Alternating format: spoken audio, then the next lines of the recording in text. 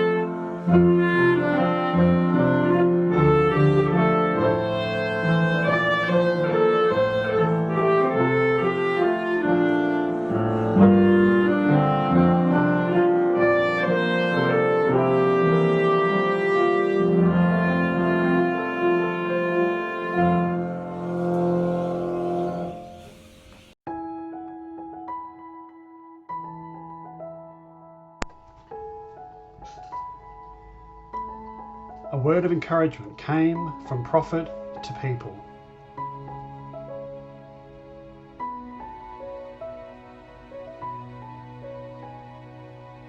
Pray for your communities.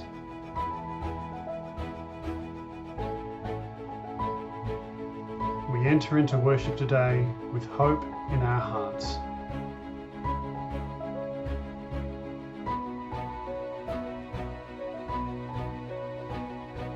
God has made a promise of faithfulness to us.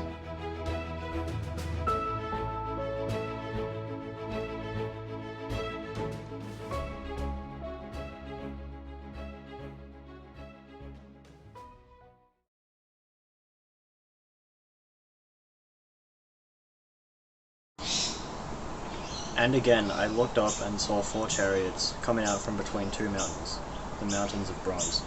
The first chariot had red horses, the second chariot black horses, the third chariot white horses, and the fourth chariot dappled grey horses. Then I said to the angel who talked with me, "What are these, my lord?" The angel answered me, "These are the 4 winds of heaven going out, after presenting themselves before the Lord of all the earth. The chariot with the black horses goes toward the north country, the white ones go toward the west country, and the dappled ones go toward the south country." When the steeds came out, they were impatient to get off and patrol the earth. And he said, "Go, patrol the earth." So they patrolled the earth. Then he cried out to me, "Lo, those who go toward the north country have set my spirit at rest in the north country. Those who are far off shall come and help to build the temple of the Lord, and you shall know that the Lord of hosts has sent me to you. This will happen if you diligently obey the voice of the Lord your God."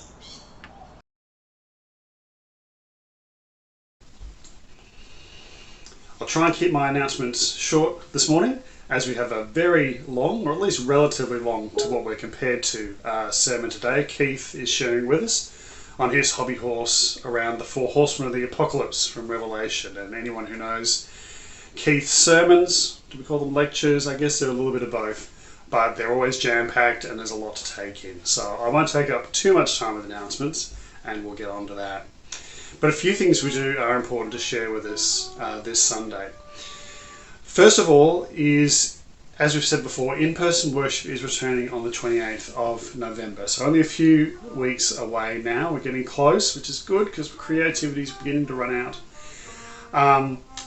There's been a reasonable question around why we're waiting until the 28th of November to return when churches have actually been able to return since I think last week. The decision that the diaconate made was essentially to wait a few more weeks until the beginning of Advent, primarily because the number of cases, especially in the Boxall area, continues to be quite high. And we've got a lot of people in our congregation who are quite vulnerable. So we felt it would be worth waiting for a few weeks for those numbers to begin to settle down and to get a little bit more clarity about what November and December look like from a regulation and restriction point of view. We also felt there's something really nice about returning at the beginning of Advent. So apologies for those of you who are desperate to get back into the building, just a few more weeks. For those who are desperate to get together, of course we have organised some social events over November, and it was great to see a few people on Thursday night. We saw people down at Deakin Uni and Gardeners Creek. It was great to see a few people there we haven't seen for quite some time. Our next social event is happening on the 20th of November. It'll be a breakfast barbecue at Surrey Dive. So some more information will be coming to you about that. I think it's probably going to commence probably about 9:30 or so, but I'll confirm that next Sunday. So that's not this Sunday, next Saturday, it's the Saturday after that. So that'll be an opportunity just to get together. We'll put some food on the barbecue and a chance to get to meet each other, again, weather pending of course. The other event which is happening online is after the service on the 21st of November, we're actually going to be having our annual general meeting. So this is a very important event for all of those of you who are part of the Boxall Baptist Church family. So that's an opportunity where we'll gather together via Zoom. We felt like that was the most egalitarian way to make sure that all of us could be there at this time. And we'll be presenting our reports and just sharing what's been another strange but eventful year for the church. And also voting for the new diaconate for 2022. So information about that meeting will be coming out formally to you soon, as well as the voting process, the nomination and voting process for the diaconate. So keep your eyes open for that one. And again, if you're someone who wants to be included in this information but isn't, make sure you email the church and we can put you on the contact list so you don't miss out on any of these things coming up.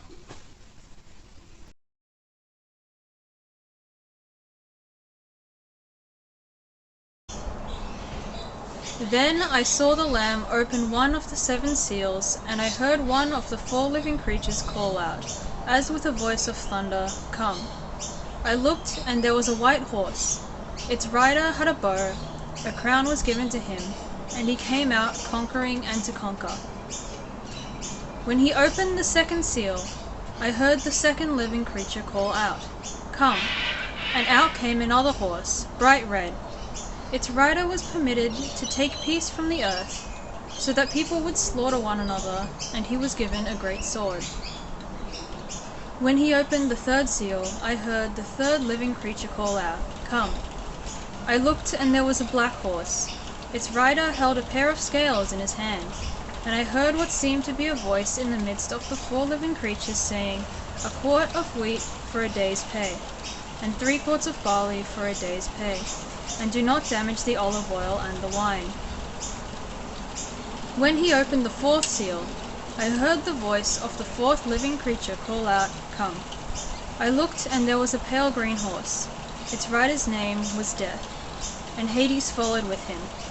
They were given authority over a 4th of the earth, to kill with sword, famine, and pestilence, and by the wild animals of the earth. When he opened the 5th seal, I saw under the altar the souls of those who had been slaughtered for the word of God and for the testimony they had given.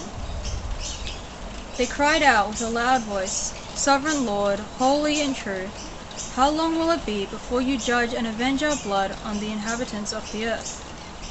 They were each given a white robe and told to rest a little longer, until the number would be complete, both of their fellow servants, and of their brothers and sisters, who were soon to be killed as they themselves had been killed. After this I saw 4 angels standing at the 4 corners of the earth, holding back the 4 winds of the earth so that no wind could blow on earth or sea or against any tree. I saw another angel ascending from the rising of the sun, having the seal of the living God, and he called with a loud voice to the 4 angels who had been given power to damage earth and sea, saying, "Do not damage the earth or the sea or the trees until we have marked the servants of our God with a seal on their foreheads." Our pastor Jim has given us permission to speak on our hobby horses while he and Jane are away. So I'm going to speak on the book of Revelation yet again, specifically on 4 hobby horses and their riders, the 4 horsemen of the apocalypse, so-called. I hadn't realised that this would happen in the week of Halloween, with visions of the Grim Reaper in my head, the Melbourne Cup, where I think the Black Horse won, and the climate conference in Glasgow and Australia's miserable performance there. I hope that what I say won't add further to the fear and gloom of discussions in the media of recent days. For I hope to show that in Revelation, God has called us to participate in the renewal of this earth, beginning with those parts and those people that need it the most. I spoke in October last year, I believe, on the book of Revelation also, and pointed out that it's addressed by a slave to slaves. Well, John's not really a slave. He wouldn't have been exiled if he'd been a slave. He would have been executed. But he uses this language metaphorically, but you can't use it metaphorically with any sincerity unless people are actually also slaves that he's addressing. Our translations have servants, but the word is doulos, douloi, the plural, slaves. The revelation of Jesus Christ, which God gave him to show his slaves what must soon take place. He made it known by sending his angel to his slave John. And the hope that comes to these people and other people at the bottom end of society in the first century, because they are promised that they will be made a basileia, a kingdom, priests to his God and Father. To him be the glory and the power into the eons of the eons. Amen. In other words, from the outset in Revelation, God sides with the powerless, not with the rich and powerful. I think it's also good that we remember that despite the violent language in Revelation that happens on both sides of the battle, Revelation itself is framed by this image of the transcendent Christ, the risen Christ, with a sword in his mouth. From his mouth came a sharp 2-edged sword in 1:16, and again at the end in 19:15. From his mouth comes a sharp sword with which to strike down the nations. He will shepherd them with a rod of iron. Very mixed language of pastoral care and strength. But note that victory is achieved through the non-violent word. That is, the sword in the mouth, not the sword in the hand. And this is reinforced because in between these two, this inclusio, these 2 images, we have the recurring image of the slain lamb, whose own blood is what brings the victory, not the blood of his opponents. We should also note that in Revelation, vivid imagery is used, not just of Rome. In fact, Revelation never mentions Rome. It rather uses the key word Babylon to refer to Rome. Revelation is written in the 1st century. Rome is the power, not Babylon then. But other Jewish literature does the same at that time, uses Babylon as a smokescreen for talking about the power of imperial Rome, which was such a threat to those in the East at that time. So Revelation critiques all empires, not just Rome. Babylon, of course, destroyed Jerusalem, 597, took Judea captivity. Rome destroyed Jerusalem in 70, took Judea into captivity in Rome, where they were used as slaves to build the Colosseum. And that imagery is found, vivid imagery is found on the coins of Rome. You see here a picture of Roma, the goddess of Rome, seated on the 7 mountains of Rome. An awkward image, but it's referred to explicitly in Revelation 17:9. This calls for a mind that has wisdom. The 7 heads are 7 mountains on which the woman is seated. Roma, or the whore of Babylon, as Revelation calls her.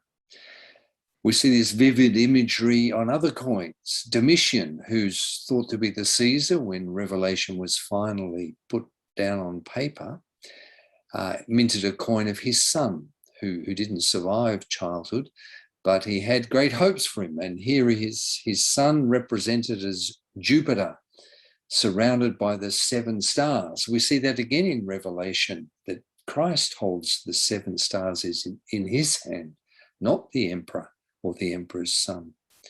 We see this imagery in the weird beasts that we have in Revelation 13, the hybrid beasts, mixture of dragons and lions and eagles. This is true of Babylon. The Babylonian dragon is very different to the Chinese dragon that we're more familiar with, but you see it has eagle's claws on the hind legs, lion's forelegs, a horn, hybrid beasts that we find in Daniel 7, and other chapters in Daniel, also in Revelation, drawing on that imagery. The lion is used in Daniel to represent Babylon. In Revelation, it tends to be the dragon, but the lion is also referred to there. The lions on the famous walls of Babylon leading to the Ishtar Gate, through which the Judean captives marched. This is true of empires since, true of the Roman Empire, the eagle, the Roman eagle, the Mongolian Empire and the sacred animals there, the 4 sacred animals of the dragon, tiger, snow lion, and Garuda. We see it in the British Empire, the lions of the British Empire, and in much of our civic architecture today and in other nations. On the Houses of Parliament, there's eagles and lions everywhere. We see also this vivid imagery used in a quite stunning way in Revelation 5:5-6, where John is lamenting that no one can break open the seals on the sealed scroll of Daniel that was sealed up at the end of Daniel and now is about to be opened, but no one is found worthy enough. Until one of the elders says to him, "Do not weep. See, the Lion of the tribe of Judah, the root of David, has conquered so that he can open the scroll and its 7 seals." Then I saw between the throne and the 4 living creatures and among the elders a lamb standing as if it had been slaughtered, having 7 horns and 7 eyes, which are the 7 spirits of God sent out into all the earth. Such a vivid redefinition of messianic expectations, the hopes for a Lion of Judah who would conquer Rome.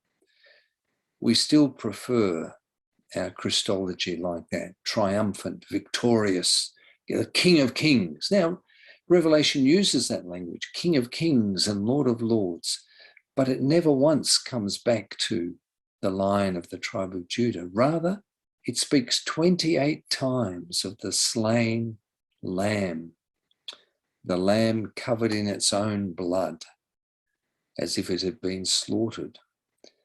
That's the lamb that shares the throne, sits on the throne beside the one on the throne in the New Jerusalem, not the Lion of the tribe of Judah. A messianic redefinition from power to powerlessness. This gives us a really important hermeneutical key for interpreting Revelation. It is about power and powerlessness and how God achieves transformation through powerlessness, through suffering, powerlessness. And we're invited to participate in that witness to that truth, that word, that sword in the mouth. We see this sort of vivid redefinition again in chapter 7, when it's talking about the elect, the chosen, and the 144,000, and how we often hear, oh, that's a very small group of select people who are saved by God. Everyone else who's going to hell is damned. But no, after the list of the 12 times 12,000 from each tribe, we have, after this I looked, and there was a great multitude that no one could count, from every nation, from all tribes and peoples and languages, standing before the throne. It's not a tiny remnant that God redeems and saves and who inherit this earth. It's a huge multitude that no one can count, from every ethne, every ethnic group, every language. So there's an ecclesiological redefinition here, from what some have imagined as a tiny remnant, and in some Jewish prophecies is as such, to a huge multitude, a huge multi-ethnic multitude. We need to remember these foundational truths. And this sort of overview, this is a bit busy, this page, sorry about that, but it gives an overview of the sevens in Revelation, the seven churches, the seven seals, the seven trumpets. Seven thunders are cancelled. Instead, we have 10, 11, 12, 13, 14, a potted overview of human history in symbolic terms, the two witnesses and so on. And then we have the seven bowls and the seven scenes of God's final triumph, culminating with the New Jerusalem and God coming down to earth to dwell with God's people. This is often seen as a book of one disaster on top of another. The very word apocalypse, the first word of the book of Revelation, has come to mean catastrophe. If we look it up, apocalypse means catastrophe. We talk about the apocalyptic fires, the catastrophic fires. It doesn't mean that at all. It means revelation, a revealing, an uncovering, a positive, a hopeful thing. But the meaning of the word has changed over time. So I don't use it anymore. I use the book of Revelation, since that's what the word originally meant in Greek. And this revelation has many positive aspects to it, but we don't notice that. We focus on the catastrophic stuff and think that that's what it's all about. But look at the golden frame around these narratives, the throne visions, many of them interspersed in the narrative, which show us time and time again that it is God's transforming love that brings the victory over the evil powers. That this victory has already been won in God's abode in heaven in chapter 12, and that the dragon, that ancient serpent, call it Satan or the devil, has been thrown onto earth. And it's for us now to win the victory here, cooperating with God, not in our own strength, of course, we can't make it happen, but cooperating with God and with the earth. The forces of nature are with us too. We see that again in chapter 12, where the earth comes to the rescue of the woman giving birth to the messianic child. So this is the hopeful framework we have before we come to look at these four horses and their riders. And there's a reference also back to Zechariah especially, but also to Jeremiah and to Ezekiel, where we have these fourfold catastrophes that seem to unfold. But in Zechariah, they're understood more positively. The four horses, in chapter 1, it's 3 plus more perhaps, sent out on reconnaissance to affirm that the temple would be rebuilt. In Zechariah 6, the horses pulling chariots are sent out in order to establish peace, to patrol and establish justice in the earth. You see the colours are taken up by John in Revelation, the seer John, but in a different order: white, red, black, and pale green, a deathly green, the four colours in Revelation. The final horse bringing the four catastrophes of sword, famine, pestilence, beast. Sometimes we have earthquake added in, but these woes are very common in Jeremiah, some 17 times, I think, and in Ezekiel, and they are also referred to in the synoptic gospels, Matthew, Mark, and Luke, when Jesus pronounces judgment on the temple. These things are not just end of history events, they happen throughout history. They happened at great turning points, great battles, the destruction of Jerusalem. These signs are reported. Even some of the signs at the day of Pentecost about the blood turning red and so forth. We see that language used of the day of Pentecost for a great turning point in history. The first horse. Notice that they are not sent directly by God, but rather the Lamb opens one of the seals and one of the four living creatures near the throne calls out, "Come," and a white horse comes out. Its rider has a bow, a crown was given to him, and he came out conquering and to conquer. Some people have tried to lighten the tone of the four horsemen by saying, oh, this must be Christ's first coming, because at the end of Revelation, Christ is on a white horse too. Not so, not so. Christ does not come out conquering and to conquer in that military sense at all, with weapons like a bow. Christ on the white horse comes with the sword of the mouth, with his own blood on his robe. Christ conquers only through suffering. Now, this is an image of a Parthian warrior that John chooses to deliberately unsettle those who think that the Pax Romana will last forever, the peace of Rome. The Parthians were the great opponents of Rome, defeated them 3 times, no less, in the century before Christ and in the 1st century, 3 times. The reason being because they had mounted archers, which mounted archers are very rare in the world of warfare. The Sioux warriors, I think, or Apache, maybe some of the American native tribes were very skillful archers, able to ride a horse just with their legs and shoot a bow. The Parthians could also do this, and they are noted for their skill as equestrian archers. It's where we get the phrase, the Parthian shot. The Parthians would charge the Romans, they would lock their shields in the turtle shell, and the Parthians would turn around and retreat. The Romans would unlock their shields, and as they retreated, the Parthians would shoot them with their arrows. And so the Romans weren't used to this, and they were defeated. They just could not get their military timing to work in a way that would counter the Parthian equestrian troops. The second seal, again, the voice, "Come."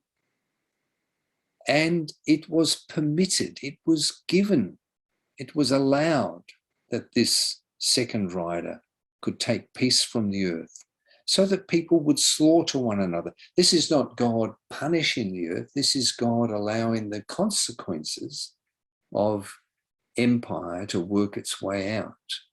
Empires not only kill and invade countries, people and countries around them, they also inevitably get involved in battles within to establish supremacy, to determine who succeeds the first ruler, the second ruler. There's slaughter within, they kill each other. God allows the consequences of empire to work themselves out, hoping that people will see the error of their ways and will repent, will change their direction. And the third seal opens, and the third living creature invites the rider on the horse to come, and it's the black horse. And the rider holds a pair of scales, referring to the balance of trade, economics, and the scales are not balanced. They shouldn't be. They are in that picture. Because a voice laments from sources close from the throne, we could say, from amongst the four living creatures, a quart of wheat for a denarius, that's a day's pay, and 3 quarts of barley for a denarius. And the olive oil and the wine do not damage, do not treat unjustly. Why would a voice from near the throne comment on the economics of empire? Well, most commentators point out that these prices are greatly inflated. This is a divine lament because of the effects of manufactured famine. The Romans would manipulate the markets so that wealthy Romans could make a lot of money selling wheat in Rome. Rome was the first city to hit 1 million that we know of, 1 million inhabitants, and they needed lots of imports of wheat, mainly from Egypt, in order to keep the poor happy, to prevent riots. Bread and circuses was the motto. And this price is about 8 to 16 times higher than it normally would be. And many commentators point this out. And then they go on to say, but God, or the voice from the throne, does not want, or is being sarcastic when it says that the olive oil and the wine do not damage. In other words, the luxury goods are preserved, but the poor have to put up with inflation. I don't think that's right, because in the Mediterranean diet, olive oil and wine are actually essentials. The poor don't get good wine, they get greatly watered down wine, but the wine is very helpful to kill the bugs. The alcohol kills the bugs in the water. Drink a little wine for your stomach's sake, as we read in Timothy. The wine was essential, and olive oil for making the sourdough bread. They are not luxury goods. Of course, the rich do have much better olive oil and much better wine. Rather, I think it refers to an edict of Domitian, the Emperor Domitian in 92, that the olive groves and the vineyards in Asia, which is where John is writing to, the 7 cities of Asia Minor, that they should be cut down in order to plant more grain for Rome. They were outstripping even the supplies from Egypt. This is part of the agriculture of empire. We're experiencing it today. The consolidation of small landowners, the forcing off of the small landowner, latifundia, the Romans called it, to make vast estates, huge monocultures, in order to supply the needs of the center of the empire. And how this distorts the markets, creates false shortages, creates inflations, is open to manipulation by the rich and powerful. And the voice from close to the throne laments this injustice. So too did the people of Asia Minor. You see here an inscription in Ephesus on a temple built by Domitian, but the people there were so upset with this edict, which was never carried out. He died before it could be carried out properly, and they were thankful for that. But notice that they've scrubbed out his name here very roughly on the inscription. This was done when they wanted to desecrate the memory of these great people if they had acted unjustly. It's called damnatio memoriae. You damn them for all memory. You don't smooth their name out nice and smoothly so that they're erased. You do it roughly so everyone knows whose name is being desecrated. So the feeling against Domitian was not just by John the Seer, but widely in Ephesus and other places in Asia Minor. And then we have the 4th seal. Again, a living creature calls out, "Come." And there's this pale green deathly horse. Its rider's name was Death, and Hades followed with him. You see the shadow behind him. Death and Hades. Hades, the ruler of the underworld. And they were given. They were allowed to have authority, but a limit over a quarter of the earth, to kill with sword, famine, pestilence, and by the wild animals of earth. Nature itself is out of balance, such that wild animals are invading and killing, and things are out of kilter. There's disease, pestilence, famine, the effects, the inevitable consequences of empire. So we see here the first 4 seals. This is not a revelation of what is in the scroll. The scroll has not yet been opened. All 6 seals have to be opened, pulled off, and then the 7 trumpets announce the opening of the scroll. And then we have the contents read from chapter 10, with the angel giving the scroll again to John to eat, and he digests it but feels sick in the stomach. And we have the contents described in chapters 11, 12, 13, 14, through to the destruction of Babylon in chapter 18. But notice here we have a critical overview of human empire, human abuse of power, the imperial colonial impulse to go out and to conquer, represented by the Parthian mounted archer.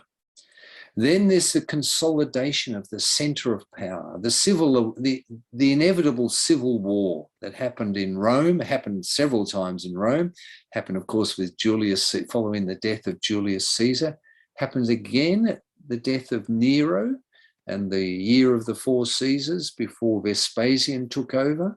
And it's Vespasian's second son, Domitian, who's ruling when John is writing this critique of the inevitable sequence in empire.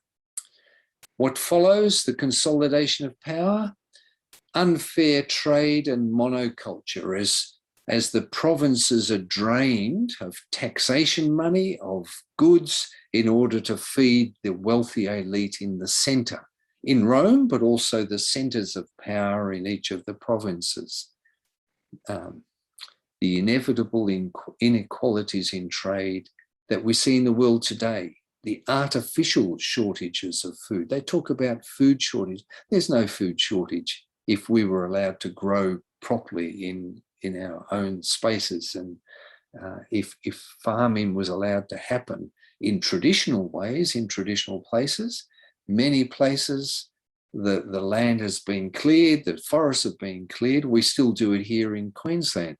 Our Prime Minister refused to sign the treaty on forest clearing at the recent climate conference. Why? Because we are one of the greatest destroyers of forests, still here, in order to make way for vast estates for cattle up in Queensland and Northern Territory to feed overseas markets, China, if they'll still take it. Yeah? So that the wealthy, the huge landowners can become wealthier at the cost of the environment and the destruction to the land that happens, and the drying out, the changing climate that inevitably follows clearing all these trees. That's exactly what John is pointing out in Rome. It happens. They cleared forests in order so that they could build their shipping fleets for their great battles. The combined effect of all this is seen in the 4th horse. You have continued violence, the sword. You have famine in some places, artificial famine, consequences of bad agricultural practices, huge monoculture that doesn't allow for diversity, doesn't help the pollinators at all. They can't live off one source of pollen. Pestilence, disease, and wild beasts. Nature itself gets out of kilter. This is what John is addressing in the 1st century. It still speaks to us clearly today. What is the response? Well, I can't go into it all now, but there's 3 books you might like to have a look at. Catherine Keller's book.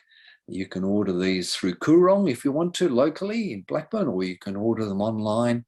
Catherine Keller, particularly facing the climate issue, reading Revelation in that way, climate, democracy, and other last chances.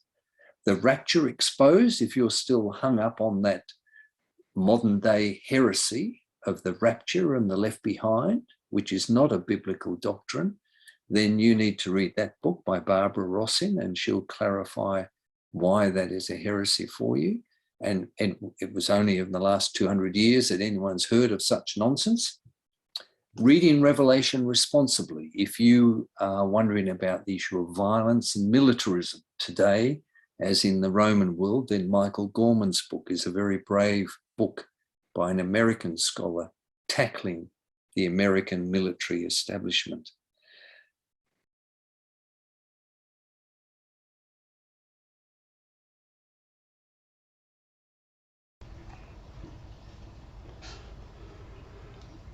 God of all new things, God of spring and fragrant flowers and unexpected rain, God of hope and new life, bless us, we pray, this day.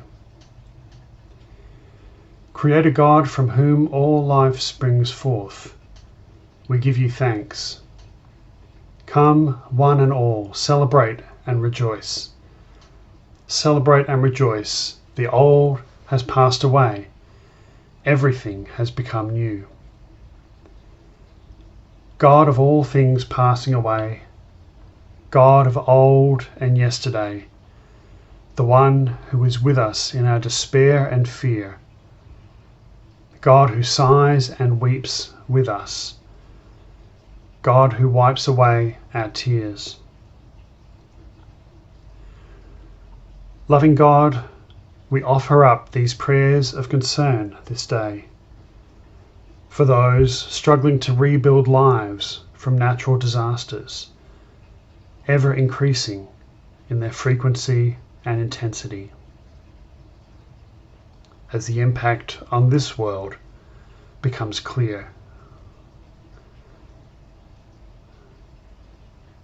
And for those recovering from human disasters, from failed economies, from unjust systems.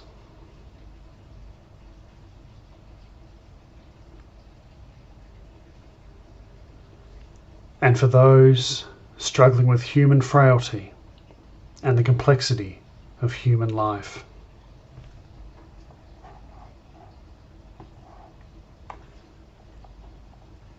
Be gentle with our suffering, with our sorrows and losses, and especially when our hard hearts close us off to you.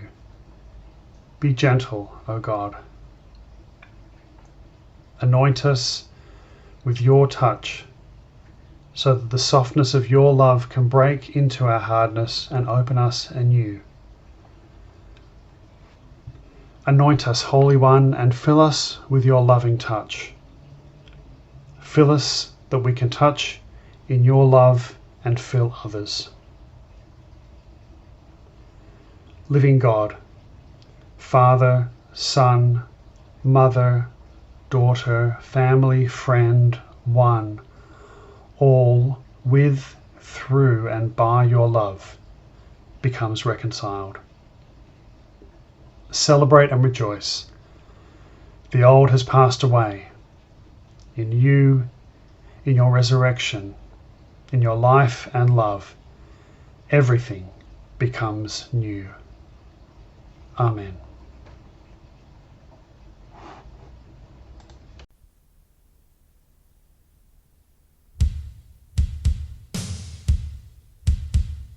Lord, you stand among us, you stir within us, you draw us on beyond what we can do, what we can be, revealing your freedom and mystery.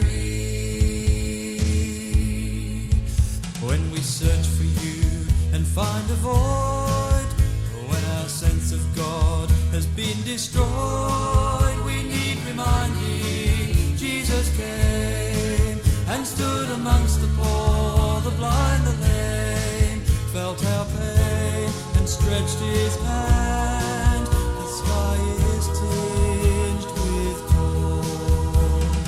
Lord, you stand among us, you stir within us, you draw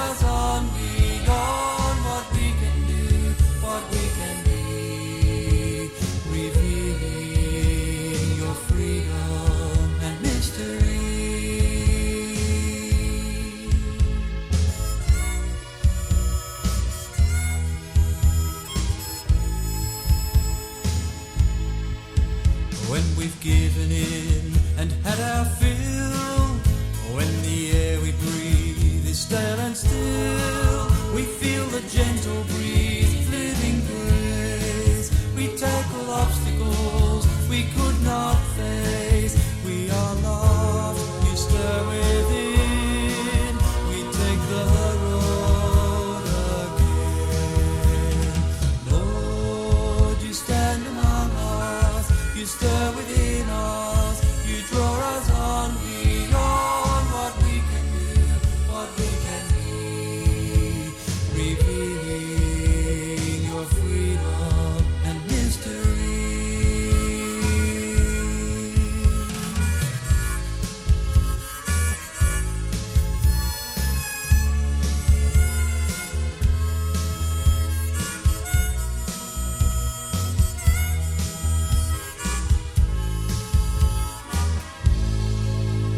When we say that's all we want to do, when we shut the door and say we're through, we feel the song of love draw us on.